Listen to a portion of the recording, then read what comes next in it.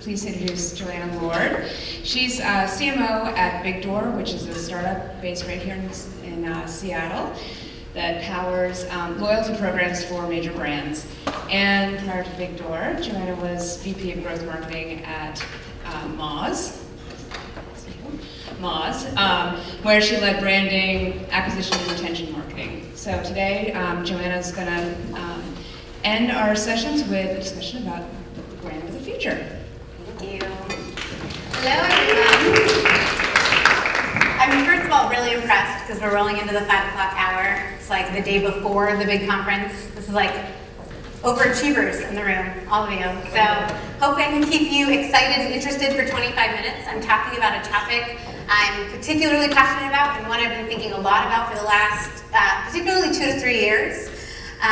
In the last 3 years, I've run 2 rebrands. So taking SEO Moz to Moz was a big endeavor. It was a year-long effort, even prior to getting the product out. I then went over to another foundry company, Moz is a foundry company, another company called BigDoor, and helped steer them out of gamification into loyalty. So for 2 to 3 years, I've just been thinking brand, and it's been really interesting since I come at it from a place of digital marketing. I come at it from a performance marketing background. And I have that creative spirit, but I like things to be data-driven. I like them to be organized. I like them to be particular. And I think that that's a hard thing to reconcile for a lot of us digital marketers that now find ourselves leading brands, contributing to the brand conversation, in charge of growing the brand, measuring brand, what all that means. So I think it's a really timely conversation to talk about this. How many people in the room feel that they are touching the brand more now than ever before? Right? And it's not a comfortable place for a lot of us. Like I mentioned earlier, I was talking with someone right before this, and normally PR owns this, or the creative director, or some other team, and it sits squarely in our camp at this point. So I'm going to be talking today about what that means, some of the bigger brands out there, what they're doing, how we need to reconsider the place of a brand. So jumping in here we go, feature a brand, that's me. So what makes a brand? I think it's kind of worth it to note that there has been an evolution in what a brand means. And I'm not saying this because anyone in this room doesn't know what it is. I'm saying this because many of us are having conversations with leadership teams that are still thinking in past tense. So you can think strictly of brand as trademark, which I think a lot of people are past at this point, but it did have a very specific meaning, right? When you talked about a brand, you talked about a trademark, a product's owner, a product top-level home, and you talked about it in the purest sense of brand identity.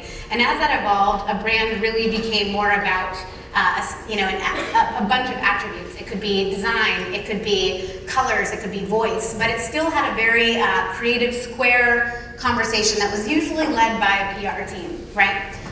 Or a creative director. And I think a lot of people still think of a brand in that way, and they think of it as the brand, as though it's separate from our products, it's separate from our communities, or it contributes to the community, the community contributes to us, but it's this thing that lives outside of everything we touch. And I think that's a really dangerous perspective at this point. I don't think it will be very easy for brands that think of them as separate entities but merge or somehow come together at certain times of the company's lifespan. I don't think those companies will exist in the future. I think those companies will start to lose brand currency. I think they will be less and less prevalent around us. What we're talking about today is this. This is the 21st century. Brand is brand. Brand is everything. It's a sum of all the attributes. It's what your prospect thinks of when he or she hears your brand name. It's affinity, it's sentiment, it's all the soft words that scare the hell out of marketers, right? It's things we can't measure. It's a combination of one really loud customer and 5,000 kind of quiet ones, but we don't know who to listen to and which one is actually telling us how our brand is being received. It involves a number of things in the creative camp, a number of things in the customer camp, a number of things in the product camp, a number of things in the company business side when it comes to operations, mission, value. It's all of this. That's what it means to have a brand today. If you're thinking about it, or you work at a company that's thinking like that, you're way ahead of the game. If you're actually having meetings where people get in a room and the brand identity comes up regularly and people are talking about brand coherence, and they've dropped the concept of brand consistency, which is a really old way of saying we should stay still and stagnant. But you're talking about brand coherence, and you're talking about innovating and growing your brand but staying true to who you are way ahead of the game. I'm going to hypothesize that many people in the room aren't. And I actually think it's the digital marketer's role to get the conversation there. And I think we can do that by pointing to a lot of the things you've heard about today. The fact that it's going to be really hard to compete in the engines if you aren't a brand, that it's going to be really hard to resonate and lead in the social platforms if you aren't a brand. It's going to be really hard to attract top talent if you're not a leading brand. There's a lot of things that are going to get really hard and really competitive if you're not thinking in that way. So I'm going to be talking a lot about this today. What's that mean? What does it mean to be that? So what makes a brand today? You know, I think we all think of this. Super sexy, bright, fast-paced, innovation, disruptive, all these great adjectives, and we're like, we just want to be like them, you know? We just want to be like Red Bull, because they're Red Bull. And we can do that, you know, and you try to extract attributes that you can maybe affect at your team. And it's a very shiny, like squirrel-like syndrome that we're experiencing right now as we think about how do we change our brand or evolve our brand to grow. I think this is an excellent quote, and a lot of this, I'm sorry, I just realized I didn't put up a author to this, but it came from the Millward Brown, which is a great agency. They do the top 100 brands every year. It's a great quote from one of their studies. Driven by ever more demanding customers, pushed by emerging market competitors, and inspired by companies like Apple, many businesses are rediscovering the power of creativity and design. This is the important part. Increasing investment in innovation and trying to better understand how brands drive their business. The reason I'm so obsessed with brand marketing as it relates to a specific channel, a hat I wear, a team I staff, a budget I need, is because I look at it as a business driver. I don't look at it as a sum or something I get to or accomplish if the business is doing well. I look at it as something I can actually affect and make more money with. I believe in making money. I think it's a special thing. I think we should all do more of it. And I think that you can actually take your brand and optimize it the way you would any other channel to drive more revenue for your business. So there's a lot of brands. These are the top brands of today, right? We know these brands. We recognize these logos. We love them. Some of them are digital brands. These are, you know, in the top 10 of that study I told you that comes out every year. It's great. We recognize these brands. Let's walk through what some of them are doing. Actually, I think I skipped one. Yep, so one of the top brands of today, you look at Nike. You're like, I can't be like Nike. I can't do what Nike's doing. We don't have the resources. I don't have the money for that. But then you look and you're like, well, they're engaging in conversation in unique social channels that digital marketers understand. They're creating stunning content. They're taking campaigns and stories and they're putting them in beautiful multimedia platforms. I mean, we all recognize the Just Do It campaign. I think something that is so remarkable is if you look at one of the first videos, the one that came out in 1988, which is hilarious, by the way, if you guys haven't seen it. Who's seen that first Walt Stack video? Please promise me you'll watch it. Yes, it is an old man, he is running, and then at the end he talks about how he doesn't put in his dentures when it's cold out because he doesn't want to hear them chomp when he runs. It's hilarious. But that was the unveiling of Just Do It. 25 years later, you know, this past year, they released the update to this, the ode to the 25 years of it, and it gets 10 million views, right? They have let a campaign grow and evolve into a way that it now resonates with millennials and people that are sharing. If you look at how they're doing creative design, or you look at how they're steering their site, UX, UI, these are all things that sit in our camp. Storytelling, beautiful design, social conversations, content. If you look at Google, Google's mission is to organize the world's information and make it universally accessible and usable. And I would like to say, I note that saying that Google is a great brand with this audience is kind of an intense statement. So I apologize to those hardcore SEOs in the room that want to stab me. But really, they do marketing really well. And they have built a brand that resonates. A brand that, if you aren't an SEO, or for a lot of people, you have to appreciate and love. And you have to at least sit back and acknowledge they've done something pretty special. And they've done it through storytelling. And they've done it, the Lady Gaga video that again got over 10 million views, they just facilitated a conversation. They knew there were a lot of videos of people dancing to this song. They got the person who's in charge of the song to then facilitate a video. They just handed over the reins to their customers. We're doing a lot of this in our campaigns today. As marketers, we are handing it over to the consumer, and we're taking their stories and we're amplifying them. So Google's doing the same thing. You know, they put out a basically product video for Google Chrome. They do it in a unique way. They did it no differently than Discus did for their feature product video. It's almost identical. You know, Google does it and it gets such press, so many people watch it that they build out Google stories. And now they're just putting together a bunch of user stories. Who else does user stories? We do. All of this is in the digital marketing camp. But they're doing it from a different lens. They might not be doing it to show the product, but they are showing the product. They're doing it to tell a story with the product. It's a reframe, right? We're good at reframes. So a lot of this sits in our camp. So how are they doing it, right? How are they doing it differently than how we would normally do it if we didn't try to take a step back? I firmly believe it's time to rethink the responsibility of a brand. I think it's really easy as digital marketers to sit back and say, I want to leave a legacy behind. I want to build something really great. I'm going to help sell that to people. I'm going to help people find that. And I'm going to help people use that. But what about everything else beyond the product? What about the company, the team, the reason you're around, the why, right? The semi-cynic why. What about all that? Is it our job to share that, to measure that, to evolve that, to make it really special, to make it a conversation between the consumer and the company on what their values are? It absolutely is. This is all in our camp these days. So we need to rethink that responsibility. The number one thing that I think we need to think of as marketers that we don't do enough is we need to think about the value exchange beyond the product. So we do a really good job of selling what makes our product so valuable. I don't think we do a really good job sometimes putting the product aside and saying, why else would you engage with this business? Why does this business have value for you? And how will you get value out of operating this business? I think a company that does this amazingly well is Patagonia. This is a congested space. There are a lot of players in the eco-friendly outdoor wear world, right? We can think of a lot of great brands in that space. Patagonia has been rocking on. It's been doing well, steady growth, right? It's expanded a large number of value exchanges outside of their product. So you go to their homepage, of course, it's still an e-commerce site, you can still shop, but it's telling us stories, it's giving us content. It's now a publisher, right? Brands as publishers, we've all seen that trend happen. We know it's happening. We can see where we can go learn information, we can see experts in fly fishing, but what about all this other stuff? If you want to be eco-friendly and you want to understand your environmental impact, they have the Footprint Chronicles. You can go and explore this, you can contribute, you can ask questions. They've created a huge community of eco-friendly athletes and just eco-friendly humans that are interested in this conversation.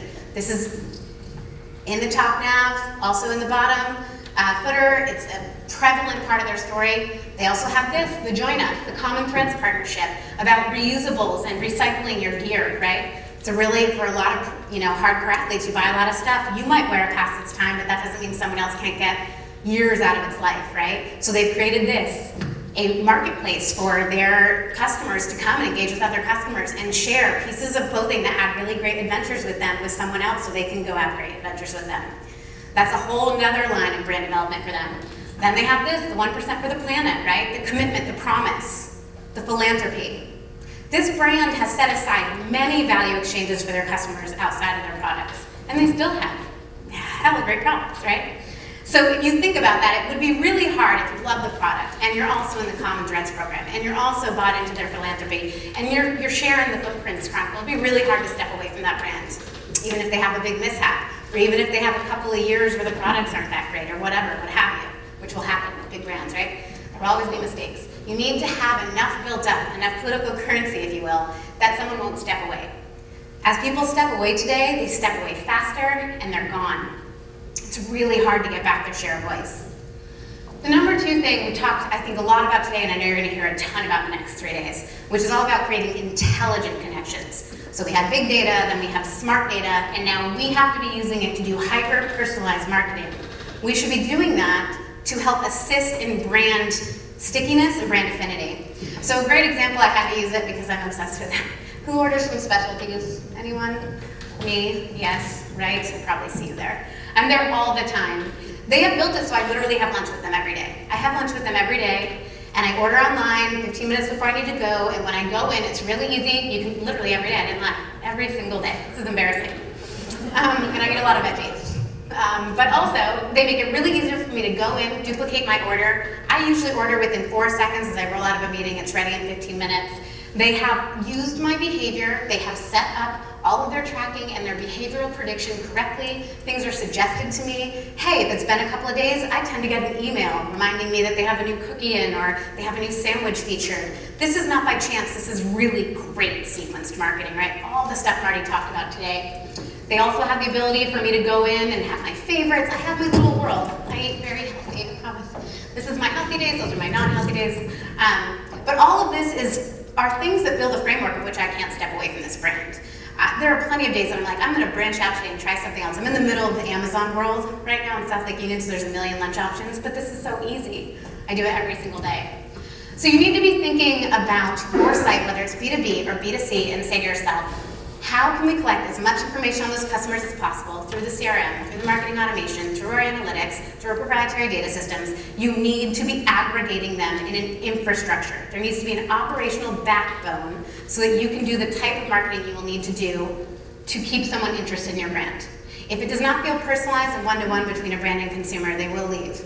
This is no longer optional. This is definitely the bar that has been raised. Number 3 is that they're agile. It's really bizarre, but absolutely true that the biggest brands in the world are some of the most agile brands at this point. They're testing and tweaking on their site and brand experiences more than ever before.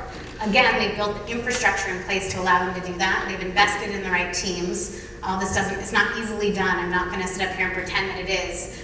But I consider this to be one of the biggest advantages of the small to medium businesses in the room. We are agile by nature. We do tend to have more flexibility in the systems and data systems that we are currently creating, right? Because we're usually always creating something. But if you're doing that now, you can set in place a foundation in which you're always testing. And I think that that is something that is really different if you think of brands in the past, especially some of the biggest brands, the most beautiful brands that we admire. You think they took 3 months to put that campaign together, and then they launched that campaign, or a year even, and then they launched that campaign, and then they would watch it, and they'd waterfall it out, and they would measure it, and the next year they would come back with another campaign. That doesn't happen anymore. That sort of control over that sort of really long life cycle of a campaign really isn't the case anymore. You see them pushing out things faster, watching reactions, tweaking, adjusting. I think LinkedIn does an amazing job. This was LinkedIn's first year at the brand top 100, so they broke through into the top 100 brands in the world. That's a remarkable place to be. They're a digital company. They're a young digital company in a lot of ways, but they're constantly testing, and they're testing in ways that suggest they don't even know where they should take this brand. They're putting the power into the user's hands. They're seeing what features resonate, and they're deciding, okay, right now people really need us to be this, and then this group over here needs us to be this, and we're gonna meet it, and we're gonna adjust. We're not gonna pretend we have all the answers. Looking at this, saving potential leads to your contact list is really good for one cohort. Looking at this and saying, what's my relationship with this person? I'm gonna make a note, a reminder to talk to them later. How did we meet them, tag them? That's a totally different cohort that they're solving for. This they're solving to the ego person, right? We've seen this work really well for LinkedIn. I wanna know, am I the first person at a company that someone looks at or the second, right? We saw last year when they sent out, you're in the top 5% of like LinkedIn profiles views, like every marketer in the world was, because we're obsessed with SlideShare and we're obsessed with LinkedIn, and we all tweeted it and shared it. This is them being really smart about testing your cohorts. You can only do this when you have an infrastructure set in place and you are willing to test and acknowledge that you don't have all the answers. There's no product roadmap that's 2 years out for LinkedIn. And if there is, it's not going to be what actually gets pushed out at scale. So I think that thinking in an agile form and saying to yourself, I'm going to take what I know to be true about my brand and I'm going to test and tweak it. I'm going to test our messaging, test our colors. I'm going to test our story over here. I'm going to test the way we share our values or share our story on this side or with that group. I think is really critical to finding the right way to evolve your brand and then roll out to scale. This is probably the most important one, and I think one of the two that I think the most about, which is this idea of the empowered consumer, which at this point is a buzz term, and it makes me want to cry because I say empowered consumer, and people are like, every consumer is empowered, and everyone gets in the room and they're like, we should speak to the empowered consumer, and it's like it's so obvious at this point, but it's interesting because we're all talking about it, including me sometimes in the totally wrong way, which is that we think of this empowered consumer as they know a lot of stuff, and they're really loud, and now we can react to them appropriately, and we can take their information and do great stuff with it. That's not taking care of the empowered consumer. That's not allowing the consumer to be empowered. We have to completely hand over the reins. I'm literally backing out of the conversation at this point. I look at this brand and I look at the customers, I look at the consumers and customers as extensions of my marketing team, and when they do something, I facilitate it, or I amplify it, or I tweak it, or I look for more information, I use it as a research data point, but I get the hell out of the way. I'm a facilitator at this point of what is already happening in market. And maybe I go identify a new opportunity for us. That's a great, huge part of what we're doing. I think Marty talked a lot about that today when he talked about us creating lists. I actually think of that as creating cohorts so that we can test a lot of this stuff out. But we really do need to be building brands with our customers, not at them, not to them, not for them, but with them. And some brands are doing this brilliantly. This concept of permission marketing that Seth Godin's been talking about for a while is a shorthand for understanding the boundaries for brands in a world where customers are in control. And we all get this. I think we intuitively get this, that they have a lot more control than ever before. This next part is interesting. We believe the next step along this curve will be the notion of digital permission, the granting of rights by customers to us. And we're already here. We can do all we want with our campaigns. We can build the most beautiful, sexy, well-researched, perfectly tested campaigns in the world. And given cross-device, given mobile, given everything that customers are able to do, shut off, back out of, say no to, they can decide it will never reach them. We have to have built something, a bridge that they would never shut the gate on. We have to literally have infiltrated ourselves and laced ourselves into their life so deep at such a personal level that they would never close us out, or our marketing campaigns will be null and void. I think a lot about that. That's an empowered consumer. They decide if I'm even relevant, if I'm able to talk to them, if I'm able to talk to their friends, their family, if I'm a part of their holidays, if I'm a part of their daily emails. This is them deciding, not me. Beta Brand does an amazing job of this, so I just realized this is kind of a hilarious photo for a really big screen, but here we are. Welcome to Tuesday afternoon. I looked up and you see me, I was like, hi. Wow, okay, that happened. So let's build a brand together. You look at the language, they are banking everything on building a brand with their customers. And I know the CEO, and he very much believes this. He very much believes he will only do well if the customers that like them or don't like them market on their behalf. They have an entire kind of funded crowdsource model. The whole segment of their clothing is only ever created if enough people want it. If enough people want it, it's a flywheel, they get a discount. It creates an ecosystem of reciprocity. You look at this, they have the Model Citizen program. They don't use models, they don't use clothing models. Every single picture on their site, every picture in their email newsletter, on their social accounts, everywhere is people submitting UGC, submitting photos of themselves. There's no photoshopping. There is no adaptation to that picture at all. And they're pushing it out, and it's crazy. They have hundreds of thousands of videos that come through. And in it, you get a discount. It's a way to funnel into their loyalty program. They're thinking of this in a beautiful drip campaign in which the customer says, they like me. Beta Brand really likes me. They want me to be the face of their brand.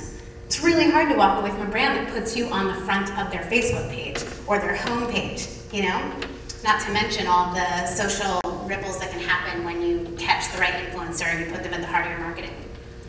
So the last one, as we kind of run out of time here, understanding that loyalty matters, and again, that it goes both ways. So traditionally, the 4 types of loyalty: no loyalty, inertial loyalty, which is habit, latent loyalty, which is big purchases that tend to be lifestyle-based, like cars, and then premium loyalty. Premium loyalty is what marketers were trying to build. Premium loyalty is what the biggest and best brands in the world were trying to build. Today, they really need to be thinking about reciprocal loyalty. They need to be thinking not about how they can get the customer to be more loyal to them, but in what ways, in what channels, in all the different avenues can we be more loyal to our customers. This includes a whole suite of things, right? Thanking them, gratitude, kindness, putting them before money at times. Terrifying. Totally works, actually. If you remind them that they're human and you want to solve for their need and you take a short-term hit, it will return best for you. All of that needs to be tracked, and all of this needs to have a strong business case, but these are real things that big brands are doing. So understanding loyalty matters and goes both ways. Choice is changing. Today's millennials do not choose the way we used to choose. They are more informed. Everything is faster. They are riskier in some ways, less risky in others. Net promoter is not as effective on them anymore. They tend to fall somewhere between the 3s and the 7s, right? We need to actually rethink a lot of the things we lean on and say, does this work for this generation that chooses differently? The 2 key drivers of brand value are choice and loyalty. Both are significantly affected by the post-digital world. Blah, blah, blah, blah, blah, blah, blah. This is the most important thing. Both of these trends provide significant opportunities for marketers, and brand experience holds the key to maximizing the opportunities. When you think about the fact that you need to operate under a new way of choosing and build loyalty, your brand is the easiest and most effective way to influence those 2 camps. Someone will choose you if they have a sticky affinity to your brand, so you need to see that earlier than you ever have before, not post-conversion, but the second they find you. And you need to start building loyalty, which is a whole tactical thing that that someday I will write a blog post for Search Engine Land on. And there's a lot of actual things you can do. We can use our marketing dollars, we can use the campaigns we're really good at, we can use all the customer experience, the CADs, the customer feedbacks, the surveys. We can take all of that and put it toward helping build a better brand and creating loyalty. And all of that will absolutely compound across all your channels. And we have to think like that, because I don't think it will be easy, even if you're a small business or a local business or medium-sized business, B2B, to do well if you're not a brand. So Starbucks does a great job of this. They put gratitude at the heart of their values. Adam Brotman is the Chief Digital Officer over there, and he contributes investing in loyalty and investing in brand loyalty, the number 1 and 2 reasons why they had the Q4 they had last year. That's pretty significant when you think about them and think about the growth they've seen. They're all about the rewards program. I'm a little bit biased because we power them, but I've been in the Starbucks meetings. I've been in the Starbucks meetings with all of the higher ups, and when they sit around a table, brand is a prevalent conversation, loyalty is a prevalent conversation. Everything has a customer-centric vibe. Every email, every campaign they consider, a holiday dash, anything they do says what's in it for the customer first. They are willing to take some loss on revenue at times to make sure the customer feels thanked.